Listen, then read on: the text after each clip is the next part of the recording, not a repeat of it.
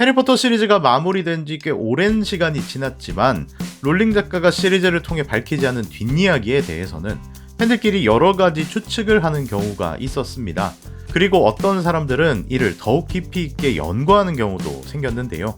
우리는 이런 이야기들을 쉽게 뇌피셜이라고 부르고 있습니다. 하지만 그 중에서도 특히 해외 팬들 사이에서는 해그리드와 관련된 특이한 뇌피셜이 있는데요. 바로 해그리드가 볼드모트의 스파이, 즉 배신자일지도 모른다는 추측입니다. 해리를 마법 세계로 처음으로 이끈 인물이자 누구보다도 해리와 친구들을 따뜻하게 대해주던 해그리드에게 무슨 이유로 이런 소문이 생기게 되었을까요? 오늘은 해외에서도 꽤 많은 논란을 만들었었던 해그리드의 죽음을 먹는 자 설에 대한 이야기를 준비해봤습니다. 이번 영상에는 대량의 뇌피셜과 해리포터 시리즈 전반에 대한 스포일러가 상당 부분 포함되어 있으니 이 점을 유의해 주시기 바랍니다.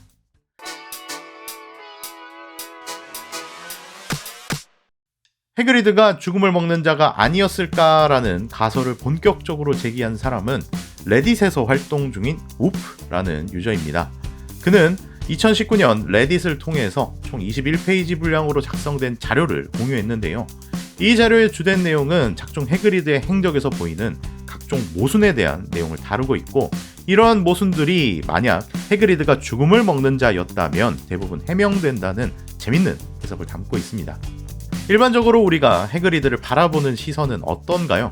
신비한 동물들을 사랑하고 조금 엉뚱해서 사고를 치는 경우도 종종 있었다고 하지만 기본적으로는 착한 사람이라고 생각하는 것이 일반적이었죠. 하지만 이 가설에서 주장하는 해석은 조금 특이합니다. 해그리드가 순수한 의도를 가졌던 것이 아니라 치밀하게 계산된 행동을 하고 있었을지도 모른다고 보고 있기 때문이죠. 그렇다면 이 가설은 해그리드의 어떤 행동들을 근거로 하고 있을까요? 우선 해그리드의 첫 등장부터 보겠습니다. 해그리드는 주로 마법이 걸린 오토바이를 타고 이동했던 것으로 묘사됩니다. 해그리드가 다른 마법사들처럼 빗자루를 타지 못하는 이유는 해그리드의 말에 의하면 큰 덩치와 무게를 감당할 만한 빗자루가 세상에 존재하지 않기 때문이라고 하죠. 하지만 더즐리 가족이 해리의 호그와트 입학을 방해하기 위해 외딴 섬에 숨었을 당시를 보면 해리가 어떻게 여기까지 찾아왔나요? 라는 질문을 하고 날아왔지 라고 대답한 적이 있었습니다. 이 이야기를 모두 마친 후 해그리드는 해리와 함께 배를 타고 노를 저어 돌아가던 모습만 보더라도 이 당시에 오토바이를 타고 오지 않은 것은 분명한데, 그렇다면 해그리드는 어떤 방법으로 이 외진 곳으로 날아왔던 것일까요? 여기에는 해그리드가 메리 포핀스처럼 우산을 타고 날아왔을 것이라고 농담하는 사람도 있지만, 조금 더 진지하게 접근해서 해그리드가 볼드모트나 스네이프 교수가 사용했던 것처럼 이동에 관련된 마법을 사용하는 것이 가능하지 않았을까라고 추측하는 사람이 생기기도 했습니다. 만약 세스트랄이 이끄는 마차나 다른 신비한 동물들을 이용해서 날아왔다 하더라도 굳이 배를 타고 돌아갈 이유가 없는 것은 마찬가지이기 때문이죠. 하지만 아직까지도 이 부분은 정확하게 밝혀지지 않은 미스터리로 남아 있습니다. 여기서 한 번 더 주목해야 할 것은 해그리드가 가진 마법사로서의 능력입니다. 해그리드는 신체적으로 타고난 조건들이 워낙 좋았기 때문에 마법사로서의 능력은 간과되는 경우가 많은데요. 해그리드는 호그와트를 다니던 시절에 위험 생물에 대한 교칙을 위반하면서 해악 처리되었습니다. 그리고 당시 해그리드가 사용하던 지팡이는 파괴당하고 마법사로서의 자격도 박탈당했죠. 하지만 해그리드는 이 지팡이 조각들을 어찌어찌 회수해서 불법 개조하고 우산의 형태로 위장해서 몰래 마법을 사용하고 있었던 것인데요. 해리의 경우를 보면 위험한 주문이 아니라 자신을 방어하기 위한 수단으로서 페트로누스 마법을 사용했을 뿐인데도 마법부에서는 이를 중대한 법률 위반 행위로 지적하는 경우가 있었습니다. 반면 해그리드는 머글에게 직접적으로 피해를 주는 저주를 사용했음에도 마법부에서는 이런 사실을 전혀 인지하지 못하고 있었죠. 따라서 해그리드에게는 저주를 사용하더라도 마법부에 들키지 않는 일종의 비법이 있을지도 모른다는 것입니다. 나쁜 쪽으로 마음을 먹는다면 상당히 무서운 능력이기도 하죠.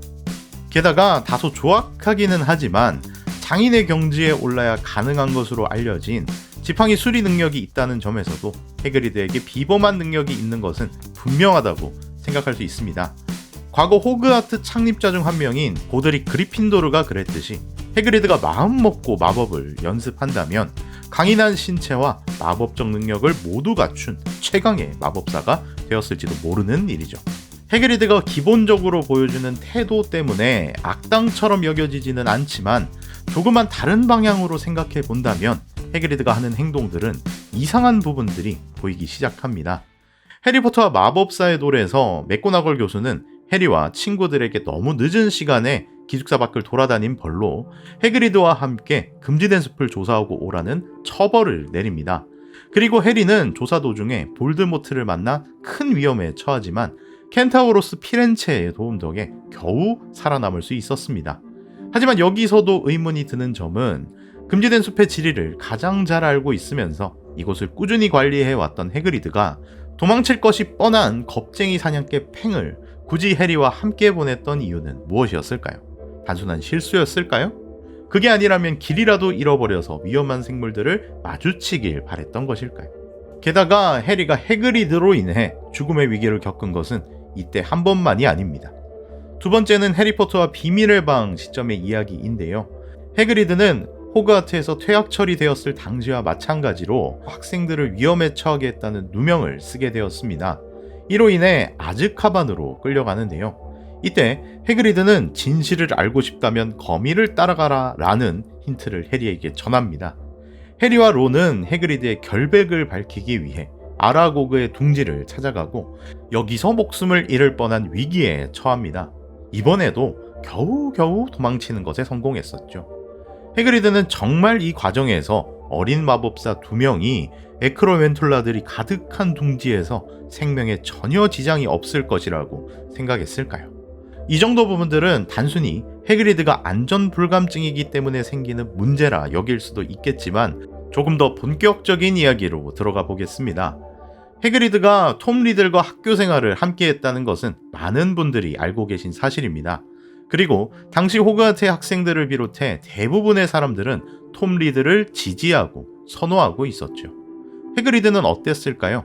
톰 리들과 해그리드가 친했다거나 교류를 나눴다는 이야기가 언급되지는 않았지만 위험한 생물들에 심취한 해그리드에게 있어서 이를 더욱 깊이 있게 연구하기 위해서는 해당 분야의 지식이 많은 어둠의 마법사들과도 교류했을지 모른다는 것이 합리적인 해석입니다. 따라서 해그리드가 완벽하게 톰 리들의 추종 세력으로 활동하지 않았다 하더라도 불법적인 마법 생물들을 다루는 것에 한해서는 이들과 교류를 나눴을 것이라고 생각할 수 있는 것이죠. 이는 해그리드가 수상한 사람이 건네는 선물도 용해알이라는 이유 때문에 덥석 받아버리는 말도 안 되는 동물 애호가라는 점에 근거하고 있습니다. 너무나도 기분파이기 때문에 반드시 지켜야 할 중요한 비밀이더라도 기분이 좋아지면 턱턱 이야기해버리기도 하죠. 그리고 톰 리들이 볼드모트라는 이름을 쓰기 시작하고 죽음을 먹는 자들이라는 세력을 만들게 되었을 때 해리의 부모님 제임스와 릴리에게 자신의 세력에 합류하라는 권유를 3번이나 했다는 것을 기억하고 계시겠죠. 이렇듯 볼드모트는 비록 반대 세력이라 하더라도 자신이 인정하는 수준의 사람이라면 어떻게 해서든 자신의 편으로 만들려고 시도했던 것 같습니다. 볼드모트의 추종 세력에는 해그리드와 같은 종족에 속하는 거인들도 포함되어 있는데요. 이때 볼드모트가 거인들을 설득했던 근거는 마법 세계에서의 처우를 더욱 좋게 만들어주겠다는 것이었습니다. 그렇다면 해그리드에게도 이런 권유가 있지는 않았을까요? 해그리드에게는 우리가 생각하는 것보다 훨씬 많은 재능과 능력이 있고 해그리드 역시 어린 시절부터 거인과 마법사의 혼혈이라는 이유 때문에 거인 사이에서도 놀림거리가 되기도 하고 마법사로서도 썩 좋은 취급을 받지는 못했기 때문에 만약 어떤 제약도 없이 다양한 마법 생물을 자유롭게 다룰 수 있게 해주고 다시 한번 마법사로서의 자격을 얻을 수 있게 해주겠다 같은 솔깃한 제안이 있었다면 해그리드가 과연 이런 유혹에 흔들리지 않을 수 있었을까요?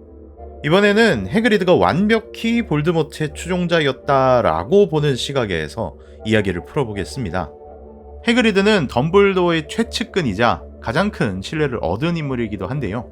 덤블도어와 해그리드의 관계를 단순히 보는 것이 아니라 이 관점에서는 해그리드가 시리즈 내내 스파이 역할을 하고 있었다고 여기고 있습니다.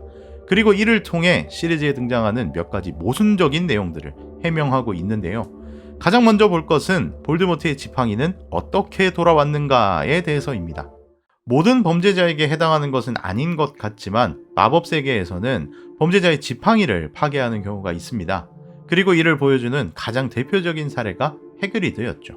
하지만 어째서인지 볼드모트의 지팡이는 파괴되지 않았고 볼드모트가 부활하였을 때 다시 주인의 손으로 돌아왔습니다. 여기서 의문인 점은 볼드모트의 지팡이는 어떻게 회수되었고 누가 보관하고 있었는지입니다. 볼드모트가 릴리의 보호 마법에 의해 육신이 파괴되고 흔적도 없이 사라졌을 때 이곳을 방문했던 인물에는 누가 있을지 생각해 본다면 자연스럽게 볼드모트의 지팡이를 회수한 사람도 추정할 수 있을 것 같습니다. 우선 릴리의 사망 소식을 전해 듣고 달려온 세베루스 스네이프가 있습니다. 하지만 스네이프는 볼드모트에게 릴리만은 살려달라며 부탁했던 사람이기도 하고 이때를 기점으로 죽음을 먹는 자로서의 활동을 그만두었기 때문에 스네이프가 볼드모트의 부활을 기다리며 지팡이를 회수했을 것이라는 생각을 하기에는 힘들 것 같습니다. 스네이프를 제외한 다른 죽음을 먹는 자들은 오히려 볼드모트가 어느 장소에서 어떻게 사라졌는지조차 모르고 있었기 때문에 이곳을 찾아오는 것도 불가능할 것 같습니다. 그렇다면 볼드모트의 부활 당시 이 지팡이를 건네주었던 웜테일은 어떨까요?